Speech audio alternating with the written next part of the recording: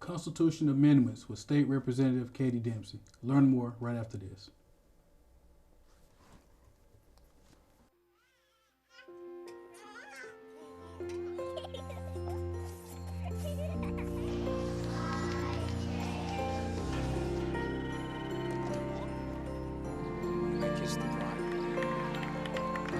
A full life, measured in seats, starts with the right ones early on.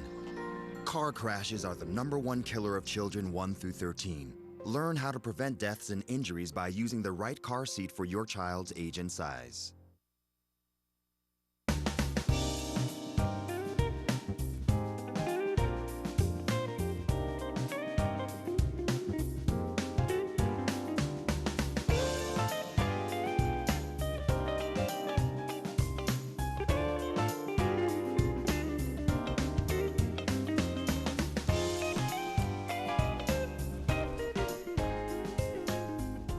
Welcome to Community Watch.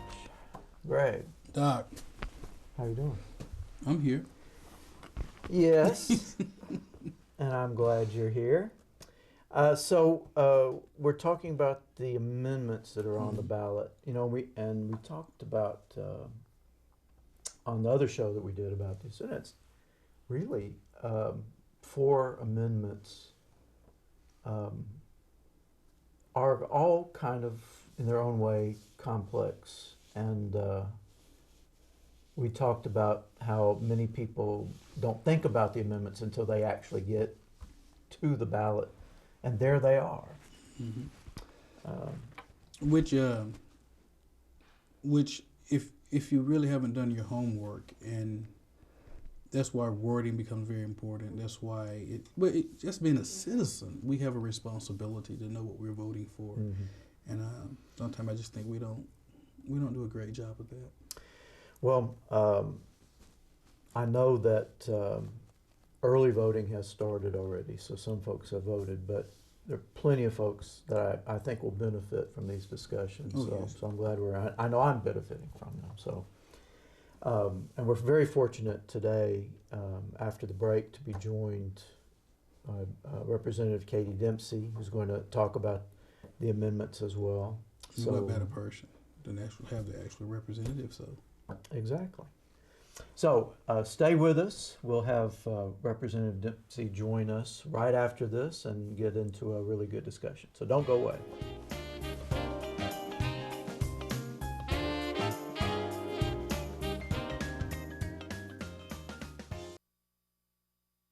My college offers classes that meet my educational and career goals, with opportunities outside the classroom, where the faculty know me by name. My college can prepare me for my career. I can earn an associate's degree and transfer credits toward my bachelor's. My college is a state college within the university system of Georgia. My college is affordable. It's close to home. My college has online opportunities. It's where excellence begins.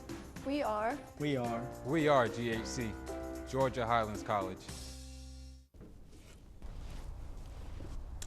Welcome back to Community Watch, and we're very happy to have with us today Representative Katie Dempsey. Welcome. Thank you. Yeah. Thank you. I know you have, you're very passionate about the Second Amendment, and we're going to talk about that. Go ahead. But the first one is something that a lot of people are talking about, as you know. Right. And I wanted to ask a couple of questions because it's not clear to me what justifies an amendment as opposed to, say, just an action or a law that the legislature can do without people voting on. So what is it that? What is a situation that requires an amendment as opposed to just a law, I guess? Okay. Well, first of all, again, thank you for asking me to be here. The amendments are very important, so I want to encourage everyone to make sure to go all the way down the ballot. It's important to vote from the very top of the ballot to the bottom, but like you say, often you get in there and you're like, oh, all these words, I think I'll just step away or vote without the knowledge. So An amendment takes place because our Constitution limits what an entity can do, in essence. So in this case, when you talk about the First Amendment on the ballot, it's the schools, the authority of the schools. And to change that, it must be done constitutionally. Therefore, it goes before the people. And personally, I like those big changes to go before the people. I think it's better, not as a legislator, to try to dictate what will happen, when, especially when it affects each and every child in the state of Georgia. Does the legislature have the choice of putting something up for a vote if they want, say, to get the input of the voters? Do they have that option regardless? We do. And it travels a very similar path as a bill, going through that process. But then when it reaches the floor of the House or the Senate, whichever chamber it started in, it passes by a 2/3 majority vote. So you have to have a lot of knowledge and a lot of agreement to get it through either chamber, and then particularly through both. It does not have the signature of the governor. That's not necessary. So that's the big difference in a bill. It is coming from those who are represented to represent the people, to allow those who they represent to then make their own decision and cast their own vote. Okay. So, go ahead. No, go. So with that in mind, Representative Dempsey, you know, from a lot of the pushback that I've heard, it seems like one of the biggest fears that people have is that with Amendment 1, if it passes, there is no room really for input from the community once it passes. The governor now has authority and power to put people in place to make decisions really without the consent of the community. In actuality, it has more. It has more input by the community. The local school will have much more of a voice, required to participate. There will be a local advisory board that must have parents on it. It has appointments that are there. The appointment of, I think what you're speaking to probably is the superintendent, the additional level of a new superintendent to create, in essence, a new school district for these chronically failing schools that are not pulling themselves up. And that appointment is proposed by the governor but approved by the Senate. So it does not have just one stop either before it takes place. It does not mean that the governor, because in 2 years we'll have a new governor, and this will not be in effect. The earliest it could be would be the 17-18 school year. So there will be a change in the leadership. Education, as I see it, the greatest challenge we always have is that it continues to change. It evolves. There have been, as long as I can remember, federal and state changes as well as local, that each year, and the goal, I think, for everyone is to try to help each and every child have the greatest opportunity in the school where they attend. And so that's what this is. This is another tool in the toolbox of educators, particularly for those schools that are chronically failing. And that is different. We don't have that here in Roman Floyd County. So we're asking people to think in most of our state beyond what they are familiar with. Most of us have probably never even stepped into a failing school and have seen that situation where a child only has that school to go to because of limiting circumstances, not the opportunity to appeal, to find transportation, to get to another school, not the parental involvement at times. Many layers, many levels. There's no one reason that a school fails, but if a school fails over and over and over again on the exact same test that every child and every school in the state of Georgia takes, the playing field is level. And if after years of doing that, that school, the administrators, the leaders, cannot change that dynamic, there's something that they need help with. And that's what this is about. This is about trying to find another way to explore, to creatively look and put the emphasis on the children. But could that not be accomplished? I mean, but do we have to have another superintendent? So basically you're creating two superintendents, one elected and one appointed. But do you have to have another superintendent? I agree with you. With those chronically failing schools, they have clearly failed on somebody's watch. Right. And it's not working.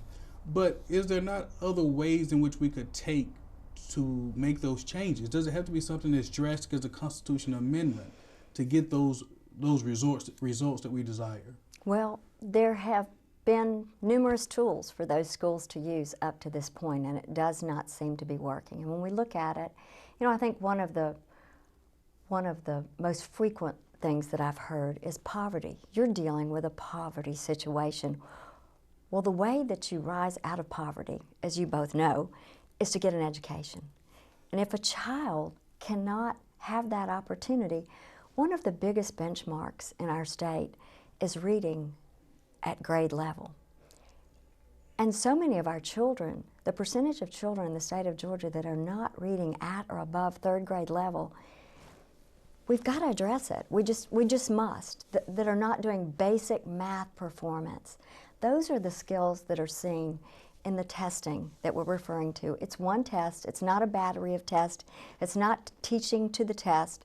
It's a true test of learning what the readiness is to succeed in college, career, and being ready to move on through Georgia and to graduate. The most important measure is high school graduation. But I'm have to be honest, as an educator, and I agree with you. Reading, we know reading is most fundamental. But I don't know that that really to help teach kids to read requires a constitutional amendment as an educator. I think there's things that can be done. I don't think it's even a funding issue. I do think it's an issue that has to be identified. I think it's an issue that we must hold some people accountable. But I'm going to be honest with you, I don't know that at the end of the day, me in a room with a group of kids, whether they read or learn to read or not, is going to be determined whether or not we have a constitutional amendment which appoints another superintendent. Well, and when you say appoints, remember, it's appointed by the governor, but then approved by the Senate. Our local school superintendents are also appointed. So those are appointments made by elected officials in the local school board. This is a very special situation to try to really extend every resource possible to help the children. It's a focus on the child. The teachers don't lose their jobs. They do have to interview. If they do not get the job in that school again, then they become eligible for any of the local school system jobs. A tenured teacher particularly would have that opportunity. It is a dynamic that to sit back and do nothing at this point, we will have the same result. So I guess that I am such a big believer in the hope and opportunity for all children. My degree was in early childhood education, so when I walk into school, I'm so excited. I hate to see any child limited by where they happen to live. And one more question, I'm done. I know you ready to. You are not done. Come on. You know, I hear what you're saying, and I get that, and I agree. We have to do something different. But I'm just wondering if somehow there are other options available before we got to this point of really, because even though you say, you have to interview and all of this if the school is chronically failing, I guess the question becomes, who makes those decisions, though? Who makes those decisions? And I think that's what a lot of fear come in, is that it's kind of vague. It's not just really laid out, what is the process, what the process will be. And I just feel like there's not enough information. So a lot of people are not as optimistic as you, because I think we lack a lot of information of exactly how it would be implemented and played out. Right. Well, and it is actually, if you look at the legislation, if you look at the piece of legislation that was drafted, it's about 13 pages, and it is very specific. It speaks very well to that, I believe. I understand it's different, and different can sometimes be scary. I understand all of the opposition and the concerns and the fears that they have, and I respect those. Those are, in many cases, people who are in classrooms. I'm not hearing as much from teachers who are in actual failing school classrooms, though, that they are opposed to it, because I think they want all the help they can get. Many of those teachers are excellent teachers, but for some reason are limited in the resources that they have. And as you say, it's not necessarily financial. Those children, those 68,000 children in failing schools, 127 failing schools in our state right now, are getting the exact same dollars that every other school and every other child. And the dollars will stay the same. The dollars will move with the child. but with new tools and with greater resources to help them do the best that they can. Before we take a quick break, but do we have any examples of schools that have gone to this model that are successful? You know, we do, and you know, Louisiana and Tennessee both have looked at it, and there's some who want to say, you know, like, well, it didn't work there. Louisiana, a unique situation. It was a hurricane. They were forced into making a change for the schools, but they saw great achievement. The student performance has risen 34%, graduation rates by 19%, and failing schools went from 65% to 20% in Louisiana alone. Tennessee has had similar statistics as well. You know that it's I had to cut you off right there, but we have to take a much needed break. We'll be right back with more right after this.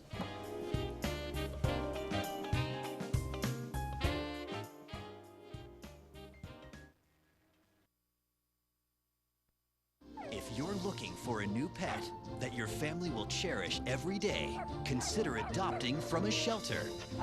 Shelters are the best places to find a new pet. That's where you'll discover healthy, loyal, and loving animals, eager to become a part of your family. A person is the best thing to happen to a shelter pet, so bring home your new buddy today. To find out more, visit theshelterpetproject.org. Welcome back to Community Watch. We're having a conversation with Representative Katie Dempsey about the amendments to the Constitution that are being considered on the current ballot and the ballot for the actual election day, which is November 8th. I guess there'll be a few of us that still vote on election day. I do. Yeah. Yeah. All right, we have some other amendments to talk about, but I want to make sure you... No, but we can move on for right now. Maybe we might get back to some of them. But because this is really, I'm going to be honest, as an educator, I definitely understand. I'm fortunate that my son is not in a failing school. He's in a pretty public, well-performing school. And so I do know the urgency and the need for change. But there's a lot of questions with change, and change can be difficult. But I just think it's a lot of discussion I wish we would have had as a community prior to now, and that's us as a community. Mm-hmm. To that, if I could say this too, this is about a rigorous turnaround strategy, and rigorous turnaround strategies are always a little bit scary. You know, if it passes, we will roll up our sleeves and do the best we can. If it does not, we'll have to find another way, because what truly matters is those children that are not given the opportunity to receive the education they need and deserve. And deserve, you correct? Mm-hmm. Well, Amendment 2. Oh yes, Amendment 2. Now she gets it. See, that's where this. I know. See, that's where this conversation started. I got tricked. I want you to come in and talk about 2, and here we are.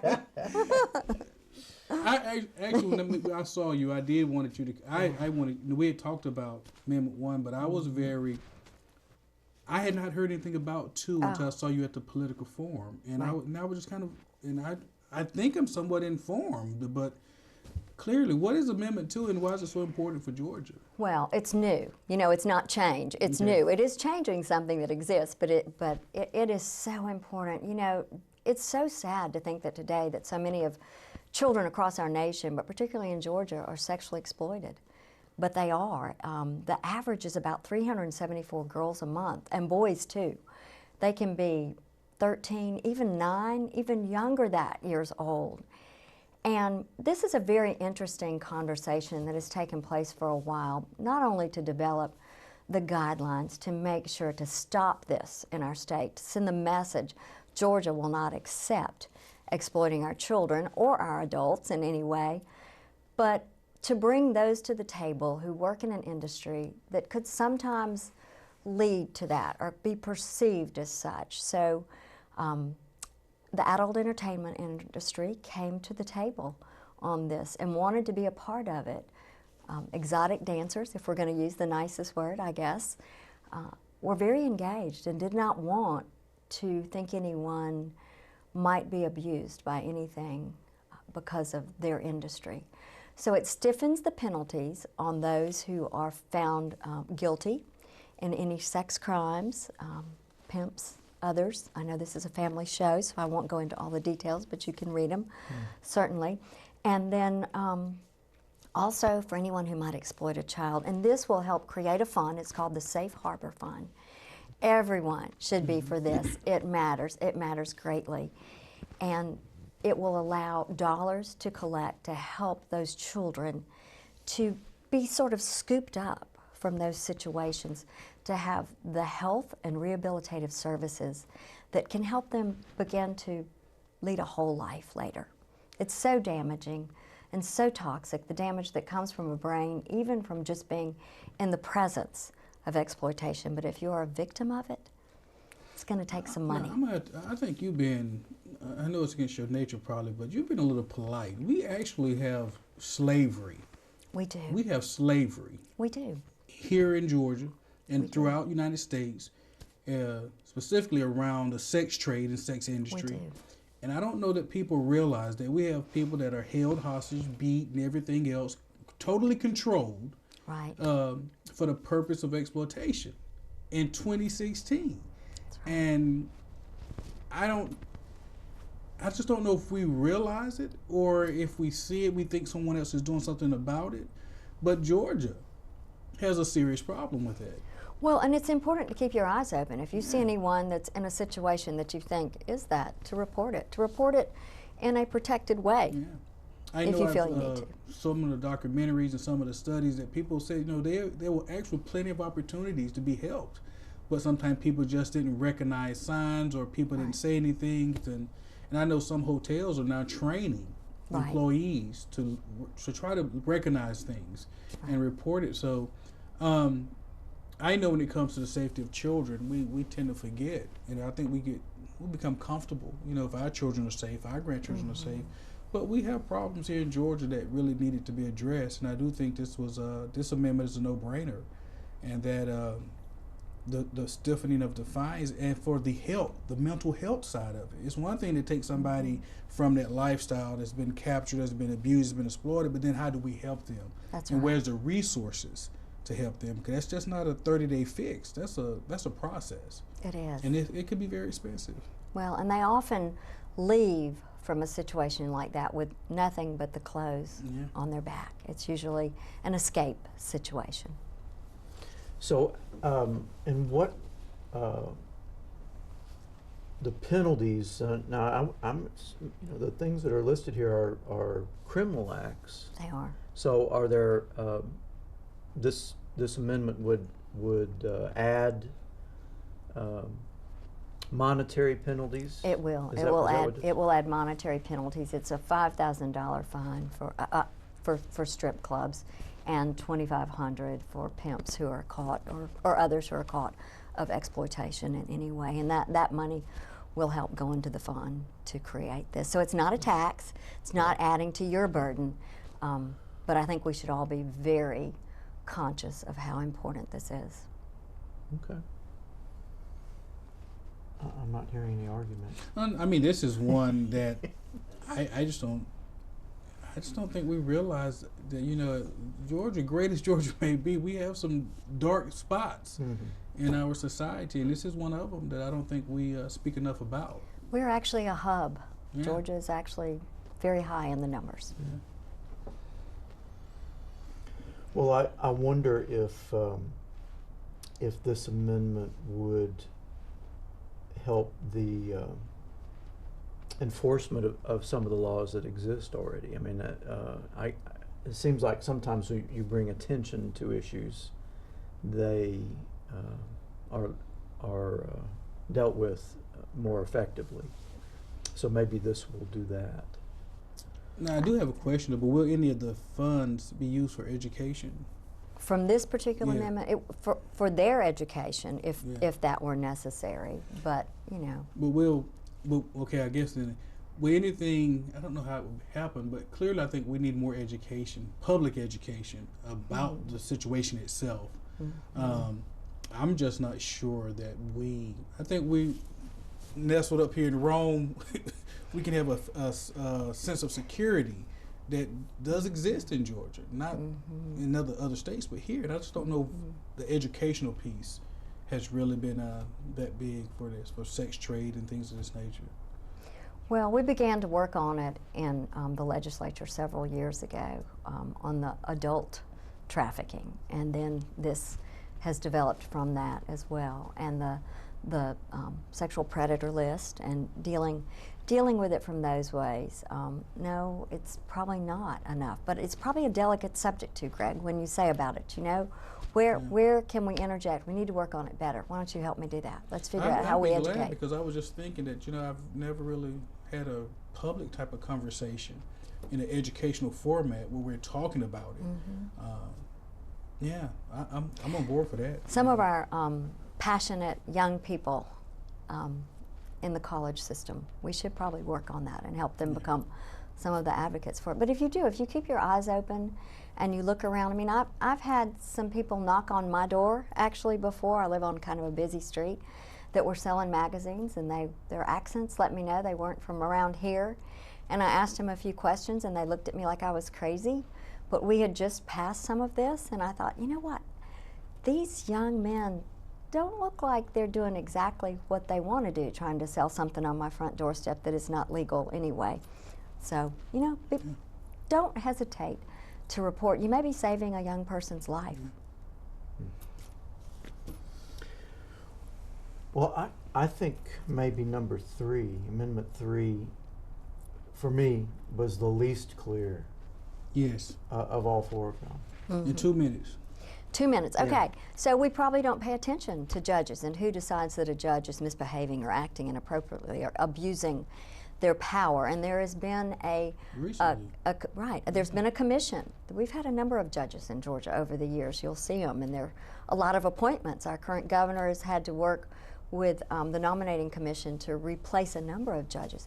But this is a more authoritative body that will be sort of a fresh start at looking at that and trying to apply those situations when discipline or removal or early retirement need to take place. So can we surmise that the current system is not working?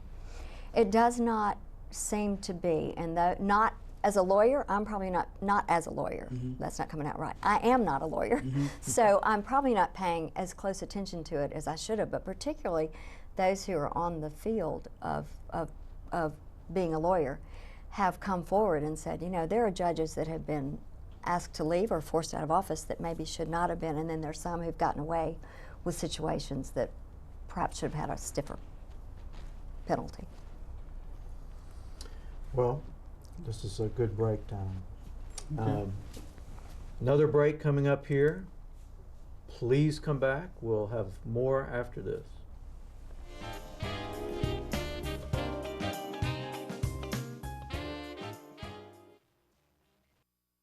My college offers classes that meet my educational and career goals. With opportunities outside of the classroom, where the faculty know me by name. My college can prepare me for my career. I can earn an associate's degree and transfer credits to a bachelor's. My college is a state college within the university system of Georgia. My college offers courses that fit my schedule. It's where excellence begins.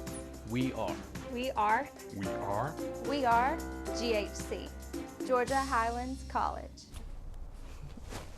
Welcome back to Community Watch. We've been having a conversation with Representative Katie Dempsey about the amendments on the ballot coming up for November 8th ballot.